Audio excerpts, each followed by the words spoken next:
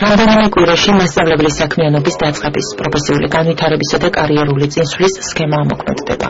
მანამდე კი სტრატეგიის სხვადასხვა კომპონენტთან დაკავშირებით მასწავლებელთა პროფესიული განვითარების ცენტრმა სკოლის დირექტორებისთვის ქვეყნის მასშტაბით კონსულტაციების გაწევა დაიწყო.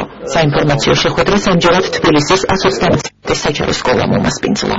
Ლევანდელი წელი არის პირველი წელი მოგეხსენებათ ამ სქემის განერგვით და უკვე ახალი სასწავლო წლიდან იწყება ამ სქემის იმპლემენტაცია, ასე რომ დიდ ყურადღებას ვაქცევთ ჩვენ ამ პერიოდს და გვინდა რომ მაქსიმალურად იყვნენ სკოლები მომზადებული ამ პროცესისთვის. ჩვენ უკვე დიდი ხანია ამ მიმართულებით მუშაობთ სკოლაში, უკვე სანამ დავამთავრებთ წინასასწავლო დადებული იყო დოკუმენტები მასწავლებელთა შეფასების, გაეცნო პედაგოგები დოკუმენტებს, ჩვენ შესაბამისად უკვე მონახაზი გაკეთებული გვაქვს ამ მიმართულებით მუშაობის.